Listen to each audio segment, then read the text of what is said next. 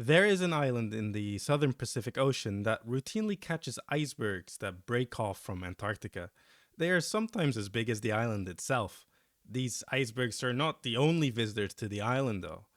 Welcome back to Mark's expedition. I am curious about this place, and therefore I am planning an expedition. South Georgia is an island that has seen many visitors throughout its history, and these visitors came for all sorts of different reasons. So I want to go on expedition with you, virtually, of course. What kind of budget do you think this channel has? And let's take a look at this island through the lens of 6 people that have visited it. You might be pleasantly surprised what sort of things went down on such an isolated island, and so we can both walk away knowing things that no one but you and me will care about. It might be a little dangerous, but no worries. I am an experienced expeditionary. So before we depart, I will have to check what you've packed because you will be needing the following: a good shell jacket and waterproof boots because it's fairly windy and wet, a phrase book to communicate with locals. Oh, and don't forget the shovel. I'll tell you later. Without further ado, let's set off. I'll tell you the first story on the boat.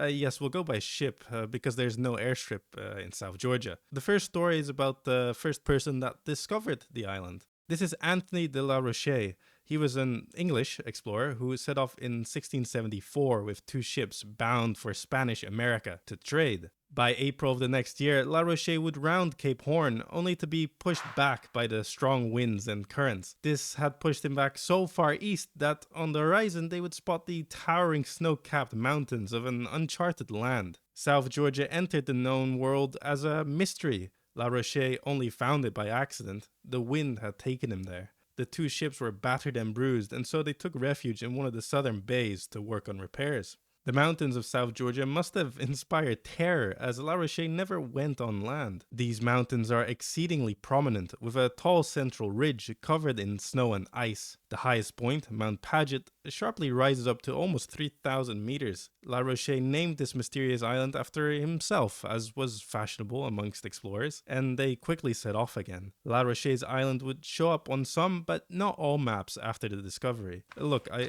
brought a couple. Sometimes it's not even there, and sometimes it's there, but the position isn't very accurate.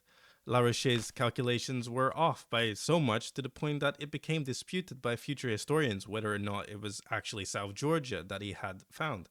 But later investigation has conclusively declared that indeed it was. Suffice to say, South Georgia didn't enter the known world with a bang, but it would not remain a mysterious speck on the odd map, because exactly 100 years later, a new explorer would arrive. James Cook and his ship, the HMS Resolution, are credited with the first official landing on South Georgia, and it was through Cook that the island got its modern name, named after the king. Cook had made South Georgia real through the survey.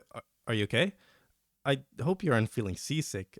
We should be coming up on South Georgia soon, and when you see it, don't worry, it'll be worth it. Because for Cook it was. And actually, I have a quote from him right here when he laid at anchor in Possession Bay. I'll read it to you. The head of the bay, as well as 2 places on each side, was terminated by perpendicular ice cliffs of considerable height. Pieces were continually breaking off and floating out to sea. And a great fall happened while we were in the bay, which made a noise like a cannon, and the valleys lay covered with everlasting snow. And look, on the horizon, there they are, the peaks of South Georgia. Quite impressive, isn't it?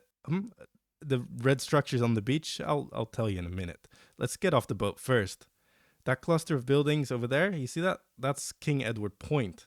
That's the quote-unquote capital of the island. Just a little further, we'll get off here at Grytviken, the main settlement of South Georgia. Now don't forget any of your things on the boat, because it won't be back for a while. You still have the shovel? Good. Don't lose that. Grytviken is not much of a town really, it's mostly a collection of rusty barrels. James Cook didn't find treasure in South Georgia, but those who made these barrels definitely did. If you know anything about islands like this, or watched any of my previous videos, then it shouldn't surprise you what happened next. You knew exactly what happened after Cook's discovery. That's right, enter the whalers and sealers. Heaps of these hunters would flock to South Georgia. British, American, and Norwegians, all on the hunt for fat. South Georgia was particularly lush when it came to the population of these valuable animals. filled to the brim with fur seals and elephant seals. You couldn't walk a straight line without tripping over one. It wouldn't take long for several settlements to pop up dedicated to this lucrative industry, including where we are now, Grytviken. It was a big enough settlement that it was more than just a bunch of barrels and stills.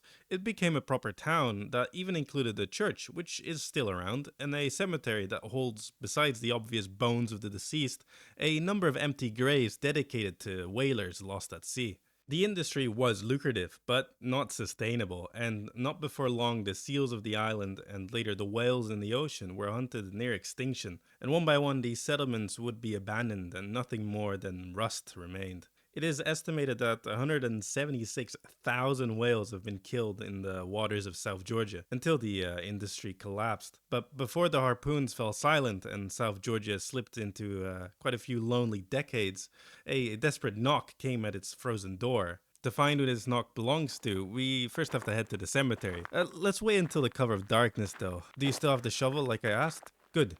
I'll shine the light, you dig. Which grave are we desecrating?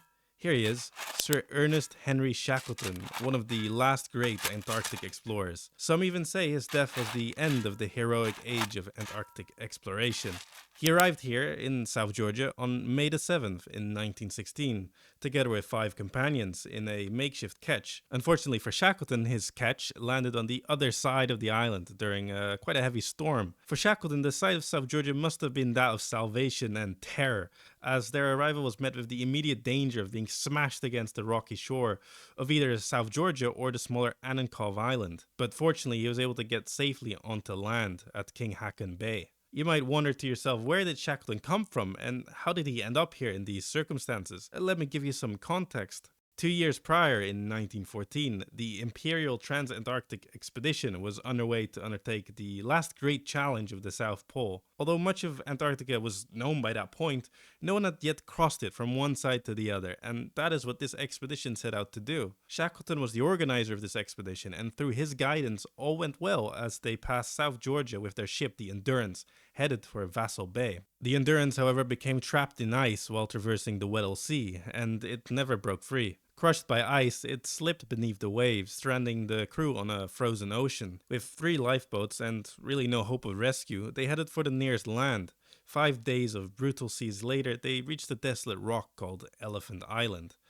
Elephant Island couldn't support them, there was nothing there, and they were far from civilization or any common shipping routes, so here they had a decision to make. The nearest settlement would be Port Stanley in the Falklands, but this was a deceptive target as there was a prevailing westerly wind that would make it near impossible to reach. Another target was Deception Island, not too far away, but still against the wind. No one lived there, but there was a stash of supplies there for shipwrecked mariners, and with luck, they might encounter some whalers. The choice was to head back to South Georgia, at this time still inhabited. It was further than Port Stanley, but the wind conditions were more favorable. Shackleton would depart with 5 companions, leaving the rest of the crew behind on Elephant Island with the promise to return. A treacherous crossing of 17 days, it would be one of the most daring voyages in history. On South Georgia, having crossed glaciers and mountains, Shackleton and companions would arrive frostbitten and near dead at the whaling station named Stromness. With urgency, Shackleton arranged a rescue party for his crew back on Elephant Island. With assistance from the Chilean Navy, all of the crew would be rescued and make it home safe and sound. Now, quickly, put him back. Let's get out of town before the sun comes up. We're heading to St. Andrews Bay to see some penguins. It's not far. I'll tell you more when we get close. There, do you see them? Oh, look, right over there. Did you pack the phrase book like I asked? No, it wasn't for the people here. They speak English. It's for them. Alright, no matter. Let me explain some things. South Georgia is a breeding ground for the king penguin. There are heaps of them all over the island. It is also a breeding ground for the fur and elephant seals who have, since the time of near extinction, recovered in number. Whalers from Norway had also introduced reindeer to the island, of which there was a sizable population until quite recently, until 2013, when the entire reindeer population was culled because of them being considered an invasive species. About 3,500 reindeer were removed from the island. And what did they do with the meat? I'll tell you that later. Regardless, the island is rich in fauna, who managed to thrive despite the harsh conditions, which has given the island great appeal to researchers and wildlife photographers.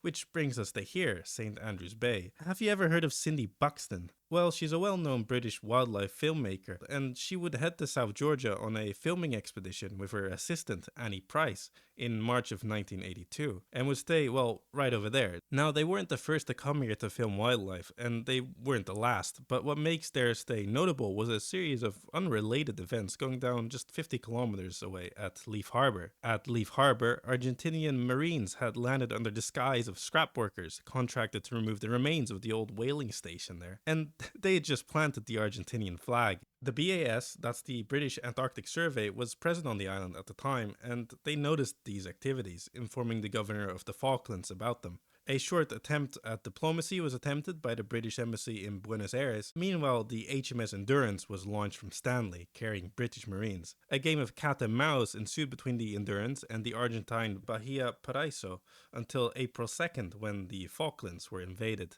The Endurance had just dropped 22 Marines at Grytviken, while the Bahia Paraiso was joined by the Argentinian corvette, the R.A. Guerico. A firefight of about 2 hours between entrenched British Marines and invading Argentine forces ensued until the British were forced to surrender. 3 scientists had fled Grytviken and arrived at the hut of Cindy and Annie as they hid from Argentine aircraft and patrol boats, knowing nothing more than that South Georgia was now under Argentinian occupation. Days went by until a British Marine arrived here at this hut, and he informed them of Operation Parakeet, the British attempt to retake South Georgia. The Marine was sent to protect the 5 people who were sheltered here. Fortunately for us, Cindy, being a filmmaker, has ensured that we have some footage of these events. They were giving a pistol and training on how to use it, which we have on video. Fortunately, they wouldn't need to use it, and after 3 weeks of waiting in fear, they were rescued by a helicopter dispatched from the HMS Endurance when they learned that the British operation was a success and the Argentinians had surrendered. Sydney was brought back to Grytviken, so let's go back there as well, as there are some things we need to check out, namely the scars of battle that can still be seen in and around the town, including on a hill a downed Argentinian puma, which was shot down during the initial invasion. It's gone now, but Sydney would have also seen the ARA Santa Fe, which was destroyed when the British retook the island. And interestingly, it is the only submarine to have been destroyed by a helicopter, but the submarine has since been scuttled north of the island. It's quite interesting how that happened, because, wait, do you see that? There, on the horizon, that ship? It does seem to be getting closer. They must have been drawn by the same things as us. I can't blame them. The downed helicopter is very cool. Brace yourself, because here comes the last people we will talk about, the most vicious group yet, the modern tourist. You know, according to the local government of South Georgia, 14,000 tourists came by cruise in 2022, with this number increasing every year. That's more than some countries, by the way. Not many, but believe it or not, Chad gets fewer tourists than this. It is because of these tourists that Grytviken now has a museum, which is cool. And by the way, remember how I said that in 2013 the island's reindeer population was killed off? Yeah, so a large portion of that meat was sold to these cruise operators, meaning that all these luxurious Antarctic cruises were serving South Georgian reindeer to their guests. In honesty, I don't know how to feel about the cruise industry. It's great that common people, and by common I obviously mean the rich and very wealthy, that they get to see these places that until not long ago only a very few select people could visit. But on the other hand, through the expedition we went on today, South Georgia has presented itself as an embodiment of danger and adventure, where some spectacular stories have taken place. For me, the appeal of a place like South Georgia and many of the other islands I have covered is that they are harsh and wild. They are, or were, the untamed part of this world. Is that magic still there if it's possible to pay your way there in luxury? I don't know, food for thought. We've been here long enough, let's get out of this place now. I know a guy, he can take us. If you enjoyed our little expedition, it could be useful if you subscribe to the channel, and then who knows where I'll take you next. If you don't, I'll throw you overboard.